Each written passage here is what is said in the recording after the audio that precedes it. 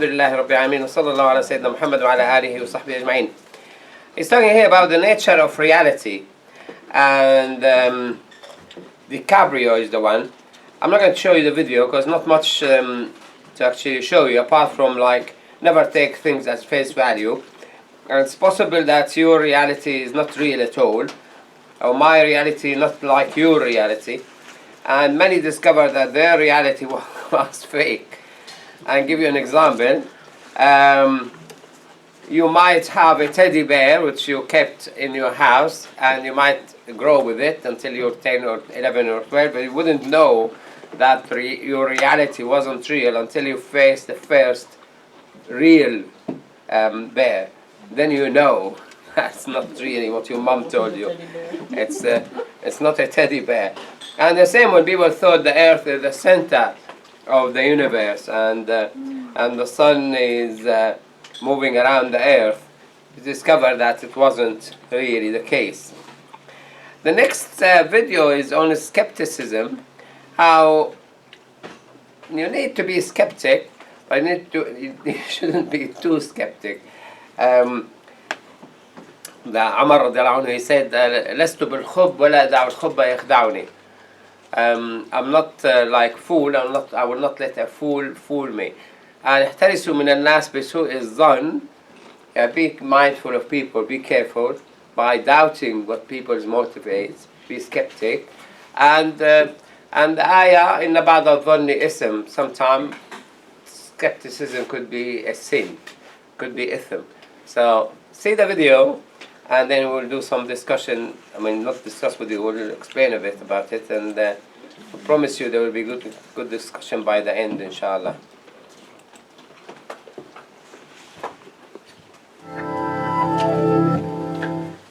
Crash Course Philosophy is brought to you by Squarespace. Squarespace, share your passion with the world.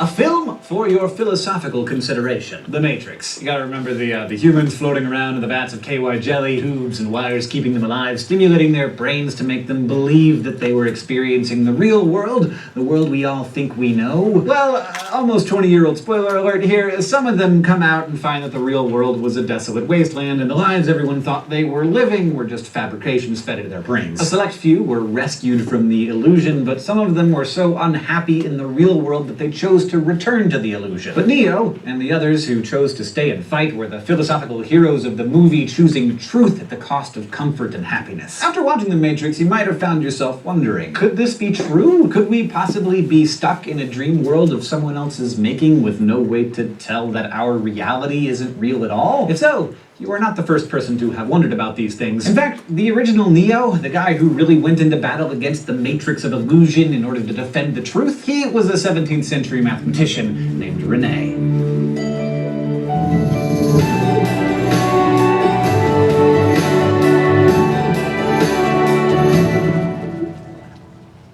Last time we talked about Plato and his belief that the ordinary reality of the material world is only a shadowy approximation of ultimate reality. Socrates, meanwhile, who was widely believed to be the wisest man in Athens, fretted about how little he knew. Philosophers spend a lot of time obsessing about knowledge, wishing they knew more, and worrying that they're wrong about what they think they know. They even, if you remember from the first episode, have a fancy name for the study of knowledge: epistemology. The philosopher who gets the gold star for taking this how do I know what I know paranoia to astonishing levels is the early modern philosopher, scientist, and mathematician Rene Descartes. When you watch The Matrix, you should congratulate the Wachowskis for giving us such a great sci-fi adventure story. But you should also remember that the archetype of the story actually has its roots all the way back in the writings of Descartes in the early 1600s. For a story like The Matrix to get off the ground, the audience has to be willing to entertain some level of skepticism. And a skeptic is someone who questions whether it's possible to know anything with certainty. And Descartes was the Mac Daddy of all skeptics. He was so skeptical we named a form of skepticism after him, Cartesian skepticism. Why was Descartes so skeptical? Well, he realized that many of the beliefs he used to hold were actually false.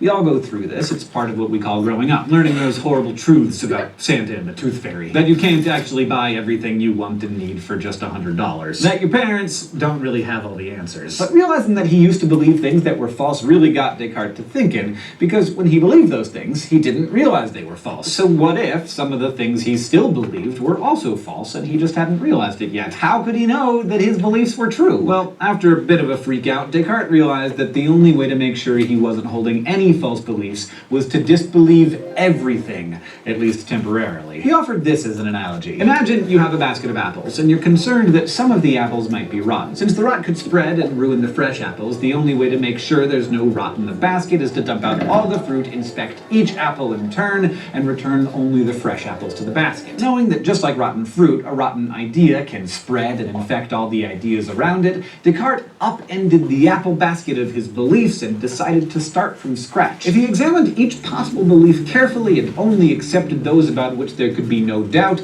then he'd know he was only believing true things. So Descartes began the arduous task of examining his beliefs one by one. He started with empirical beliefs, the things we come to know directly through the use of our senses. And many of us think that our senses are the most reliable source of information. If I can see it, hear it, touch it, taste it, smell it, I must know it, right? Not so much. Descartes pointed out that our senses fail us all the time. You rush to catch up to a friend and realize as she turns around that your eyes played some tricks on you and you've just tapped on the shoulder of a perfect stranger. Food tastes wrong when you're sick. Drink too much and you feel like the room is spinning. Water that's room temperature feels hot when you come inside after playing in the snow. The list goes on. You can probably think of countless times where your senses gave you faulty information. And once you realize that, how can you ever trust your senses again? And for Descartes, disbeliever of everything, it got worse. Have you ever had a dream so vivid you thought you were awake? You probably had that dream when you were dreaming, or you dreamed that you woke up from a dream, but in fact were still in a dream. Not everyone has had these experiences, but many of us have, and given that we don't always know that we're dreaming while it's happening, how do we know we're not dreaming right now? Maybe you just think you're watching Crash Course, but in fact you're cozied up in bed, dreaming about me. Which, hey, like, who could blame you? But really, when you think about it, can you be sure that it's not the case? You might be thinking, okay, sure, I probably deceive myself from time to time without knowing I'm doing it, but dreams end, and when I wake up, I realize that what I thought I was experiencing was all in my head. And the same is true for when my senses let me down. Those are just temporary instances isolated to a particular situation. As soon as the situation changes, I can realize that my experience was false. This quality, the ability to check in with yourself and figure out that you're experiencing a deception, describes what Descartes called local doubts. Those are doubts about a particular sense experience or some other occurrence at a particular point in time.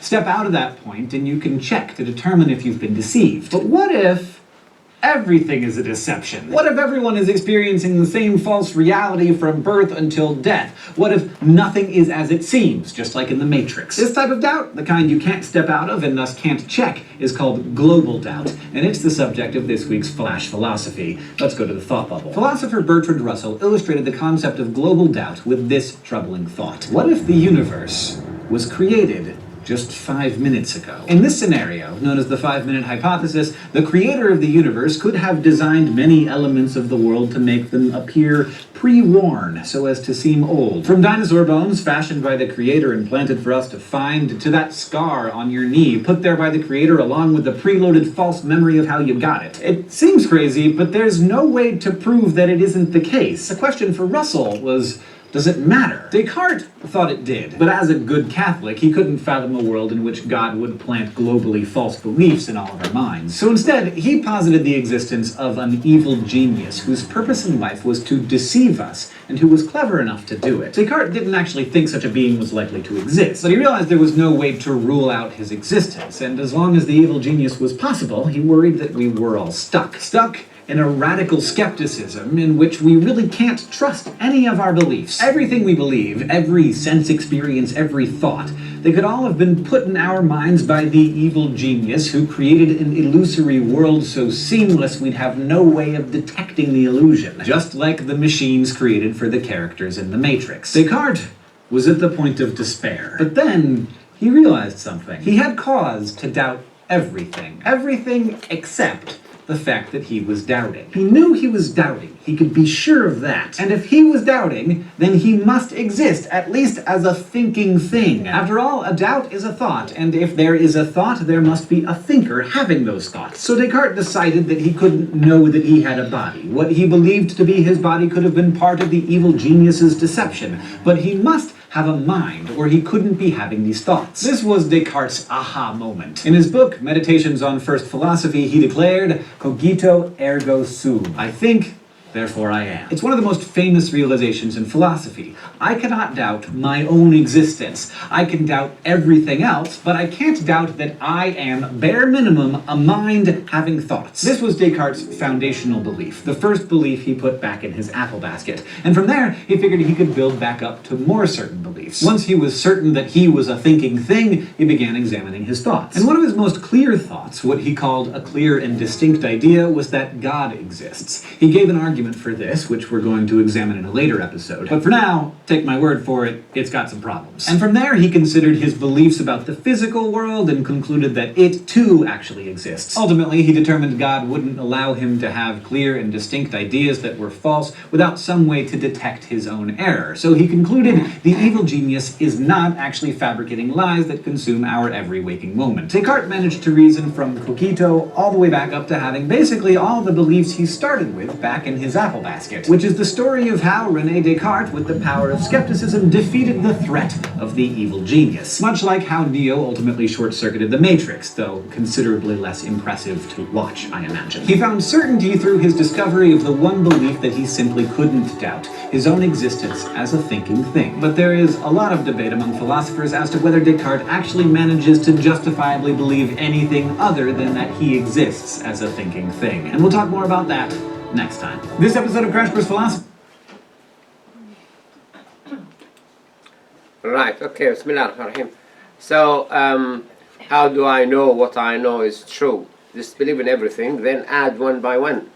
And start by senses and reasons and thinking.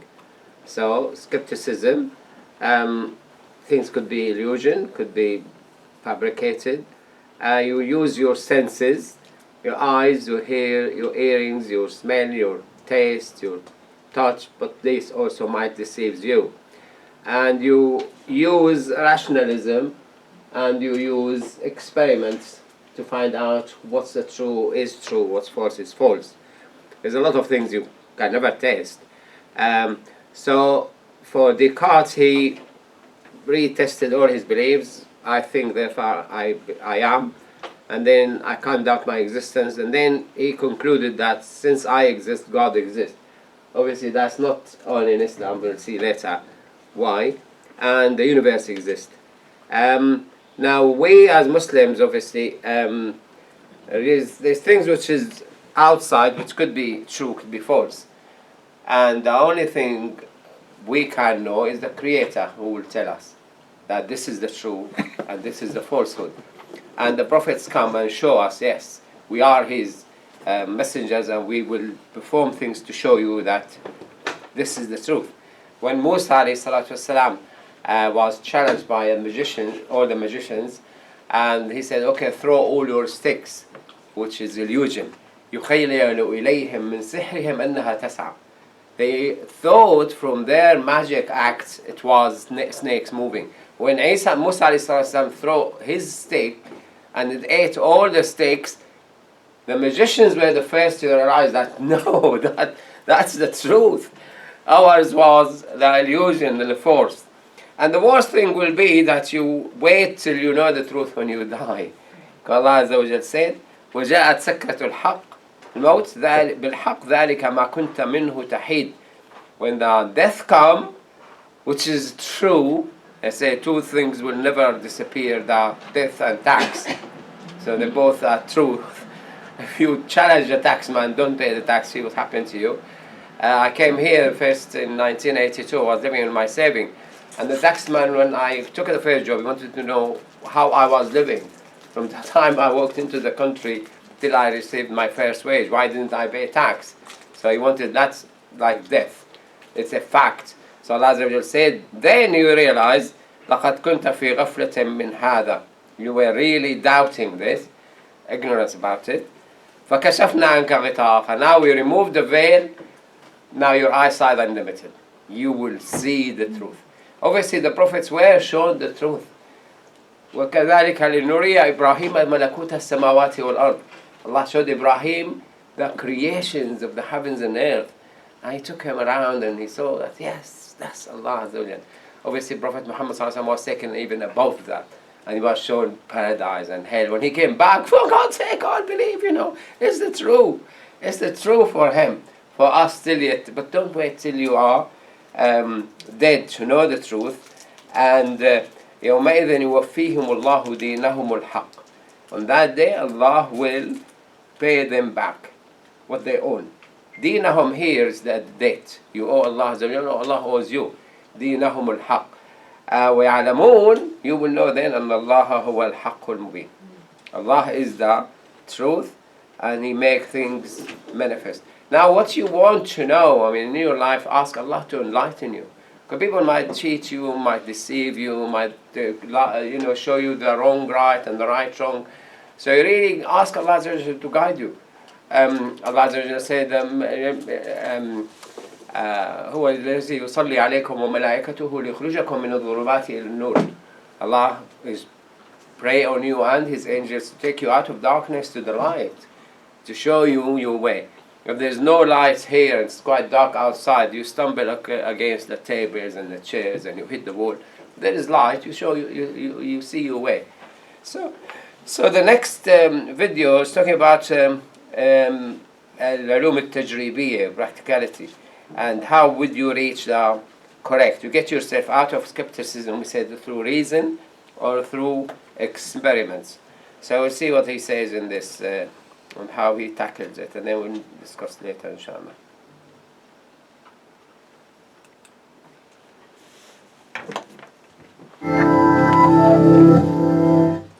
Crash Course Philosophy is brought to you by Squarespace. Squarespace, share your passion with the world. By the time we're done today, I just might have you questioning whether this apple is real or not. Think I can't do it? Give me about 10 minutes, I might have you wondering whether I'm a physical object or not. And the same goes for all this stuff. And for your computer, and Nick behind the camera, and you. How? By unleashing the power of empiricism.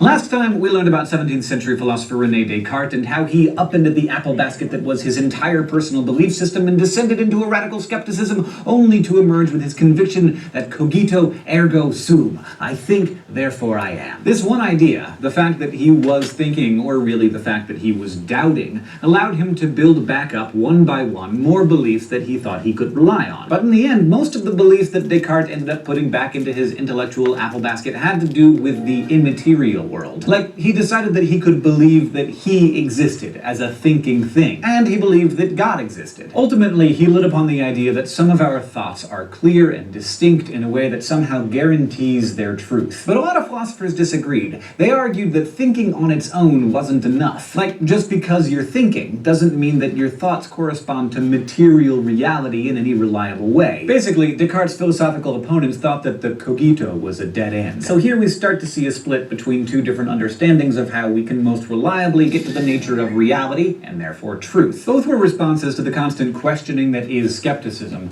On the one hand, there was rationalism, and on the other, empiricism. Descartes, like Plato before him, was a lover of reason. He met skepticism with rationalism. He believed that the most real things in life were ideas, propositions that can be known through pure reason. Deductive truths, which we talked about before, fall into this category, and mathematical truths do too. But by contrast, empiricism is based on the principle that the most reliable source of knowledge isn't our ideas or our reasoning, but our senses. Sure, we can know things through deduction and basic logic, but what actually leads us to truth, or at least gives us our best shot at getting there, are things like induction and the scientific method, ways of thinking that tell us about the material world. Probably the most famous split among philosophers between these two camps was the lifelong debate between Plato and Aristotle. Plato was convinced that truth resided in the immaterial world of ideas, while Aristotle's attention was focused firmly on the ground. But what about in Descartes' day? If he was the original prototype of the navel-gazing philosopher, a living example of rationalist thinking, then his foil was the 17th century English thinker John Locke. This is where he was born. Locke believed that we are all born as tabula rasa, or a blank slate. He argued that all knowledge is obtained through experience. He rejected the concept of innate ideas, the view that we're born preloaded with certain information, like what's good versus what's bad, or what is the nature of God. Locke thought that we are born knowing nothing, and instead all of our knowledge comes to us through sense data. But one place where Locke agreed with Descartes was in the idea that just because your senses tell you something, that doesn't mean you can trust it. After all, sometimes your senses give you false information, like when you think you see or hear something that's just not there. Descartes' response to this, of course, was to just throw out all sense experience as an unreliable source of knowledge. But Locke didn't go that far. Instead, in order to figure out whether the senses accurately reflect the outside world, he introduced a distinction between what he called the primary and secondary qualities of all things. Primary qualities are qualities that physical objects themselves have. They're not in our minds, Locke argued. They're actually in the stuff. These primary qualities include things like solidity, the density, weight, and mass of an object, and also extension, the height, depth, and width that a certain thing has. He also included figure, or the shape of an object, as well as mobility, which is this, whether it's stationary or in motion. So primary qualities, Locke said, belong to the thing itself. Take this apple. It weighs maybe 150 grams, it's the size of my palm, roundish but firm with the slightest bit of give, and right now it's moving through the air. Those are its primary qualities. But it has secondary qualities too, and by Locke's standards they are not real, at least not in the objective, agreed-upon way. They're just in our minds, but they get there through the primary qualities. I'm talking about things like its color, taste, texture, smell, and sound. The secondary qualities of this apple are its redness, how it tastes and smells and feels on my tongue and hand, even how it sounds when I bite into it.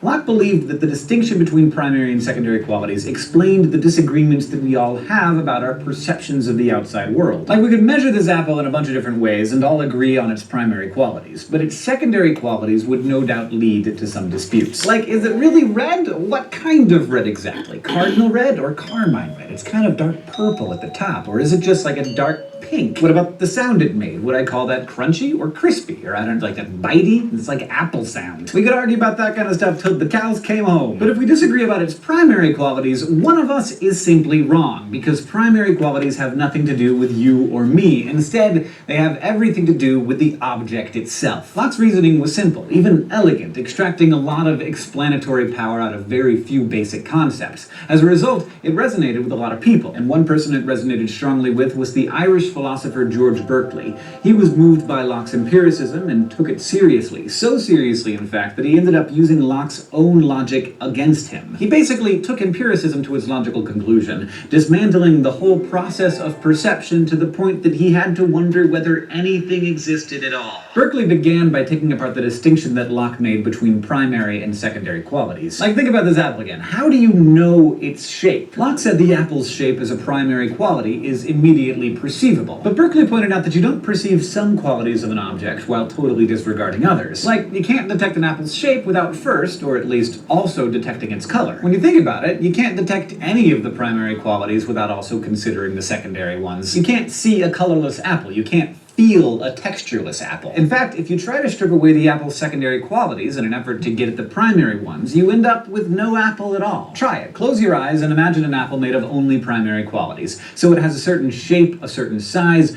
but it doesn't have any color or texture or taste. You can't do it. You try to imagine it with no color, but really you're probably imagining one that's either black or white or transparent, the color of what's behind it. And if you try to imagine it as having no texture, you'll find that there's still texture there. It's just smooth. Remember, Locke asserted that secondary qualities are not objectively real. They can only be subjectively perceived. But now, Berkeley has shown that the two are inextricably linked. You can't have one without the other, which means that the primary qualities can't be real either. They too are just what your mind makes of things. So this led Berkeley to a startling conclusion. There's just no such thing as matter. There can't be. Instead, there's only perceptions. Berkeley's famous assertion, his version of cogito ergo sum, was esse est percipi. To be is to be perceived. In his opinion, there are no objects, only perceivers. And even then, the perceivers themselves don't really have any physical form. They're just disembodied minds, perceiving things that aren't really there. A little bit terrifying when you start thinking about it. In Berkeley's scenario, we're all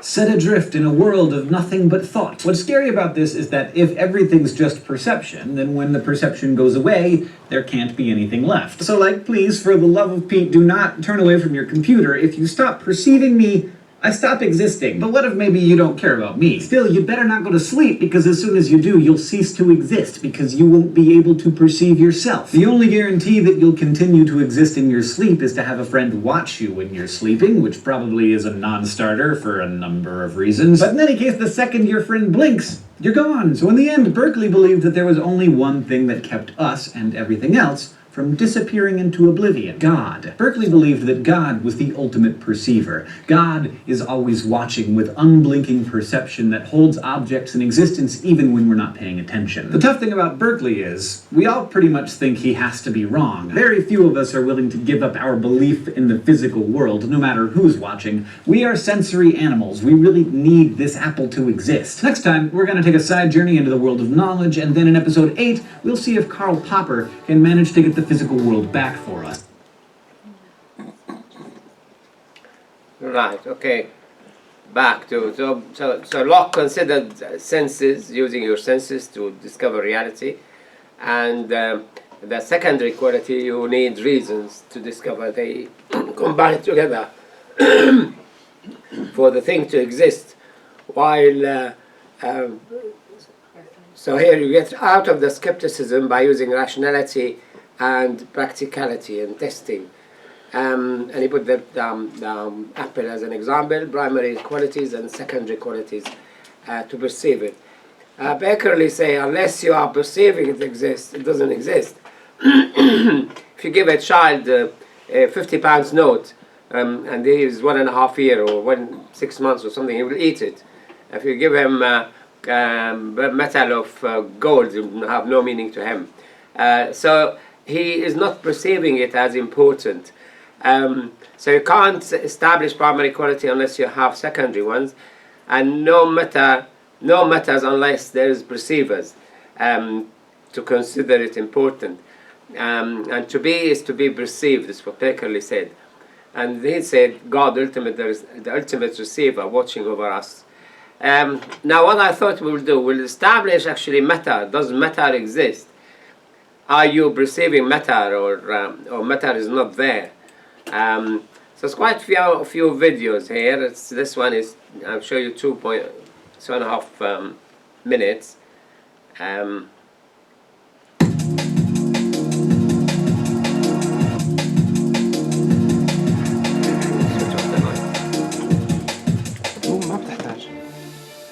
Can you see the video in the back? The objective of particle physics is to understand the basic structure and laws in nature.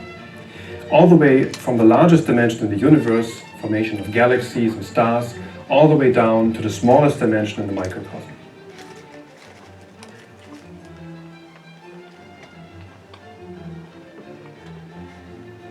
So historically we knew about all of the different elements in nature. We knew about helium, hydrogen, oxygen, gold, lead, and so on, which are all made of different atoms. But a great simplification was made when we realized that all the atoms are just made out of 3 particles: the protons, the neutrons, and the electrons. And just by adding more protons, more electrons, we get a different element, a different type of atom. In principle, you can build a very simple universe with just protons, neutrons, and electrons. But it became much more complicated in the beginning of the 20th century when we found many, many new particles from cosmic rays. There wasn't really a system established to organize this zoo of particles. So we were calling these new particles things like pi, sigma, delta, and so on. And things got so bad we were running out of symbols to name these particles. So we started organizing these particles according to the properties they have. And the properties are things like spin, electrical charge, so if they're positively charged, negatively charged, or neutral, mass of the particles, and the lifetime of the particles, which is how long it takes before they decay into lighter particles. To simplify the picture, new fundamental particles called quarks were predicted. And the whole zoo of particles could be described by combinations of these quarks. And this was the birth of the Standard Model.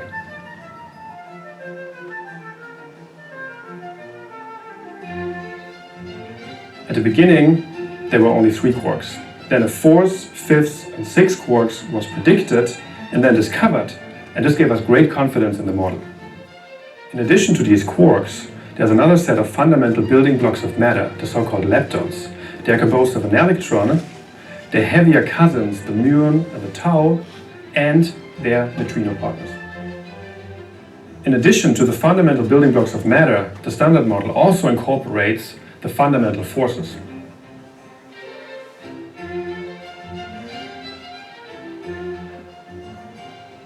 The exchange particles of the weak force are the W and the Z boson. The weak force explains the energy production in the Sun and is responsible for the radioactive beta decay. The electromagnetic force acts on charged particles. The corresponding force carrier is the photon. But I'll make you more confused, don't I?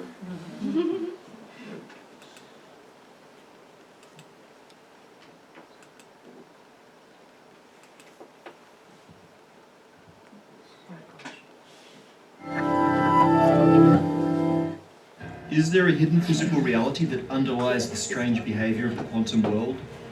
Or is that reality an illusion in the eye of the observer? The weird phenomenon of quantum entanglement gives us quite startling clues to the answer.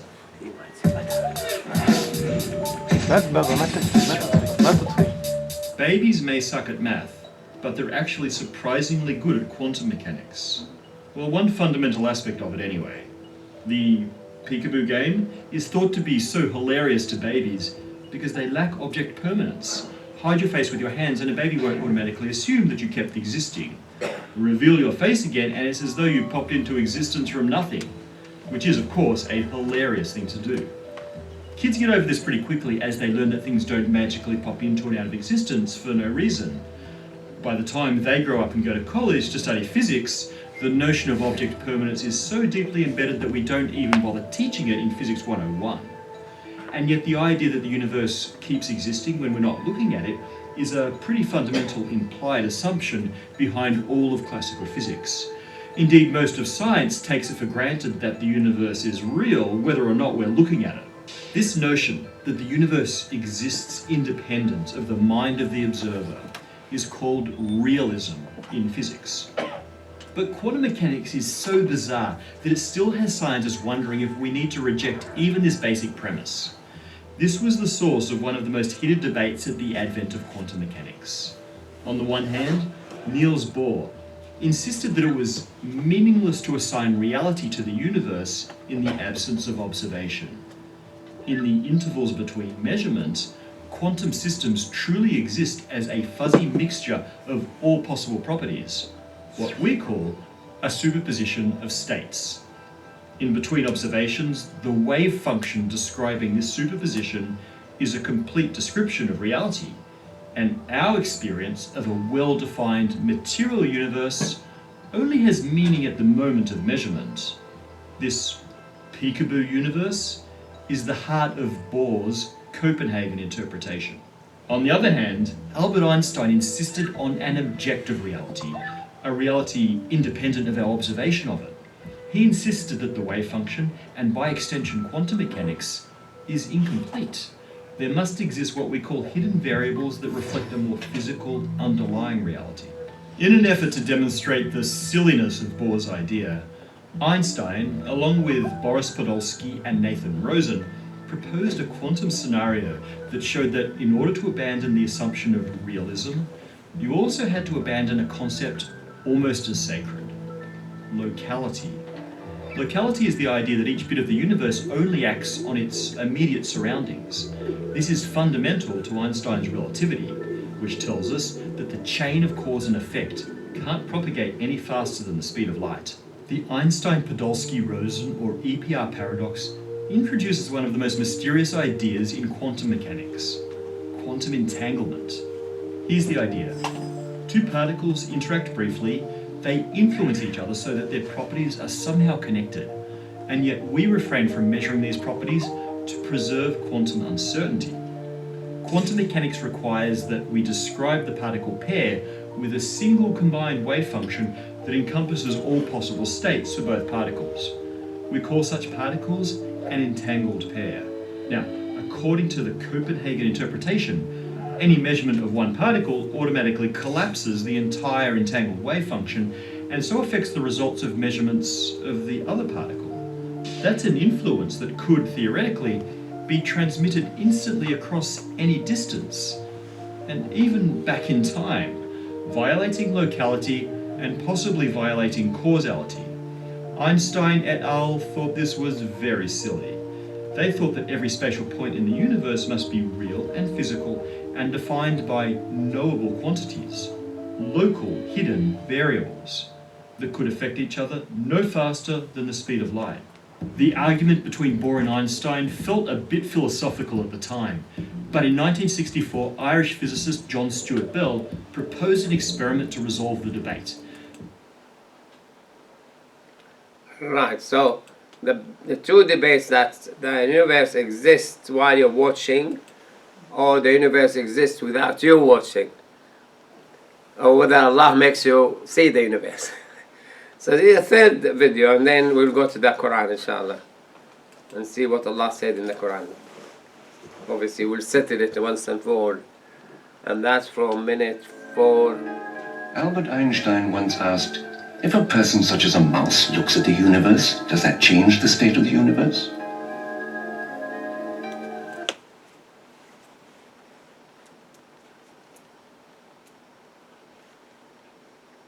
Traditional thinking.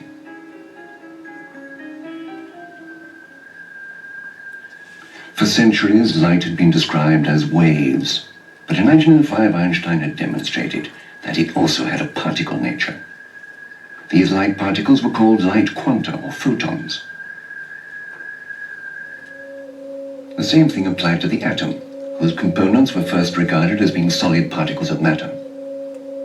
So this is the difference. Einstein thinks it's matter, Bohr thinks it's waves. It doesn't exist unless you're measuring it. So see what they say. But other experiments demonstrated that they could just as well be regarded as waves. How were light and matter to be understood in the face of such contradictory descriptions? In 1927, Niels Bohr compounded the experiences of physicists into an explanation of these problems. To observe atomic particles, you have to use measuring instruments. And this will have its consequences, because observation will inevitably disturb the atomic particle. What we see in reality, Bohr called a phenomenon resulting from an interaction between the measuring apparatus and the atomic particle. When in one experiment the components of the atom behave as particles of matter, and in another as waves, this is due to interactions with different kinds of measuring apparatus. Niels Bohr called this condition for our perception complementarity. Although the particle and the wave cannot be united in an overall picture, we must still accept them as equally necessary for the best possible description. The atom, as it is, free and isolated, thus lies quite beyond our capacity for perception. Bohr developed a view in which he essentially would say that reality was unknown or unknowable, or even had no meaning in reality by itself.